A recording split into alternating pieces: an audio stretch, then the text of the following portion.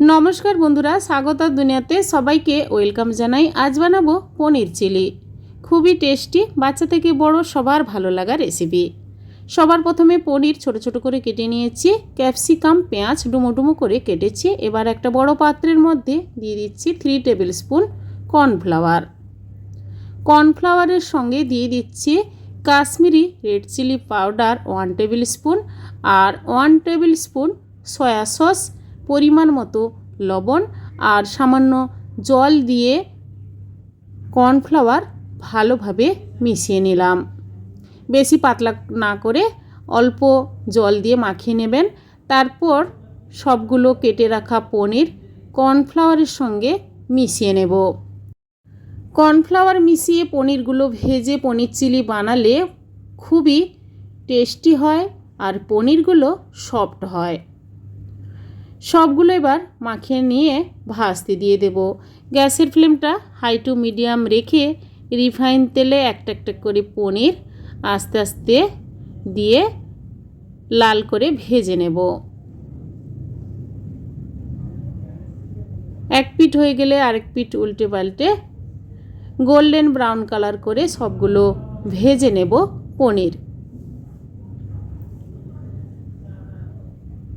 সবগুলো ভেজে প্লেটে তুলে নিলাম। এবার ওই কড়াই থেকে কিছুটা তেল আলাদা বাটিতে সরিয়ে 2 টেবিল স্পুনের মতো রিফাইন তেলে দিয়ে দিলাম কোচানো রসুন আর কাঁচা লঙ্কা কোচানো। তেলের মধ্যে নাড়াচাড়া করে নেওয়ার পর দিয়ে দেব ক্যাপসিকাম আর পেঁয়াজ। ক্যাপসিকাম পেঁয়াজের সাইজটা আমি একটু বড় বড় করে কেটেছি, আপনারা ছোট করে কেটে চিলি বানাতে পারেন। আর পরিমাণ মতো লবণ দিয়ে দিলাম। এবার গ্যাসের ফ্লেমটা লো রেখে কিছুক্ষণ পেঁয়াজ আর ক্যাপসিকাম ভেজে নেব। এরপর দিয়ে দেব সয়া সস 1 টেবিল স্পুন।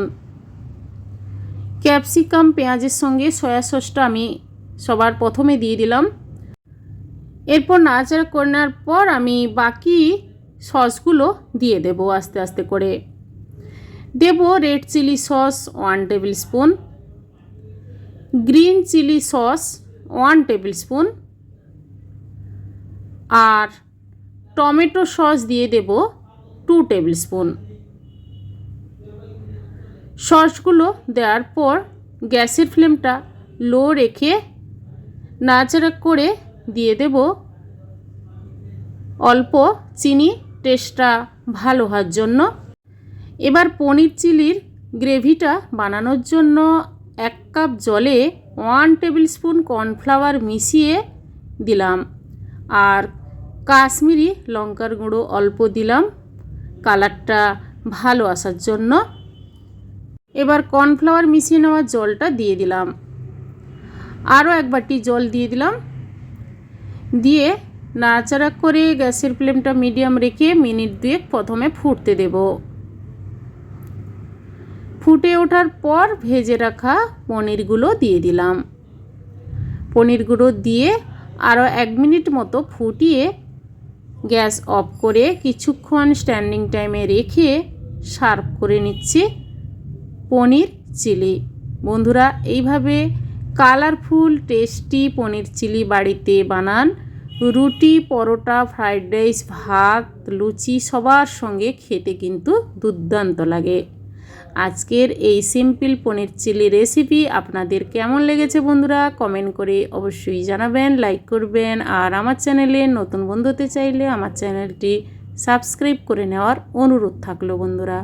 পাশে থাকা বেল আইকন প্রেস করবেন। আমার চ্যানেলে যখন কোনো নতুন রেসিপি দেব আপনাদের কাছে নোটিফিকেশান খুব সহজে পৌঁছে যাবে।